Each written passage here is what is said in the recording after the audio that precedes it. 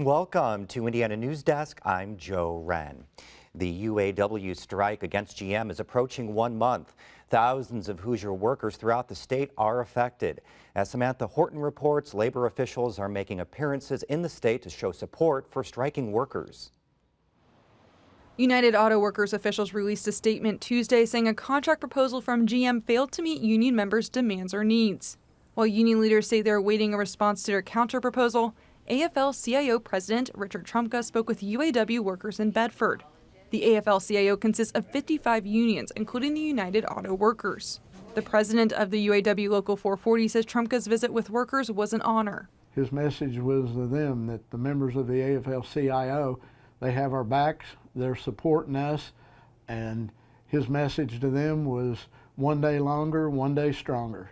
Hutchinson says even if negotiations improve between a union and GM, it will still take a while for the strike to end. If they were to call me today and say, be in Detroit on Saturday, it would still be probably 2 weeks before our members went back to work. The strike is already the longest labor action GM has faced since the 1970s. And Samantha joins us for more. You've spoken to a lot of these GM strikers. Tell us a little bit about what's the core of their grievances? So they have several topics that they're really focusing on. They're pushing for health care issues as well as higher wages. And then the big one I've heard is temporary workers. That's been the big talking point a lot of them have had, talking about trying to get more paths to permanent employment, which would mean better vacation hours for some of them and sick leave possibly that they don't get right now. So they take a huge pay cut when they're picketing. So are they starting to get, because it's been a month, so you start to wonder, are they getting worried about their finances?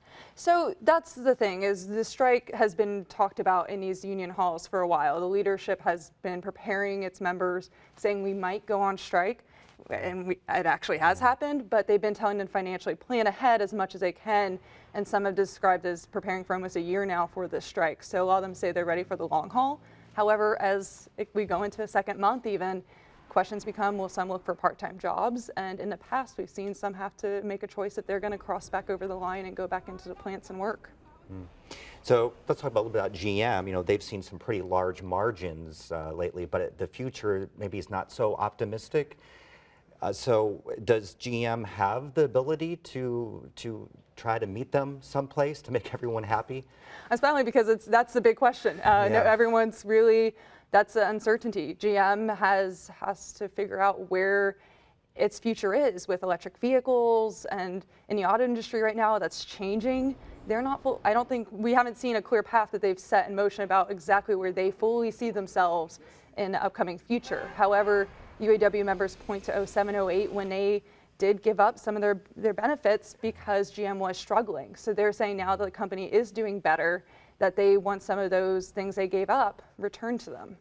We just have a couple seconds left. How do you see this playing out in the next couple weeks? I think the big thing's going to be hearing about temporary workers. I think that's going to be what some of them are going to see, because temporary workers will if there's an increase, then that's going to maybe be a question of what's GM see as their future. Is it less optimistic than they might think?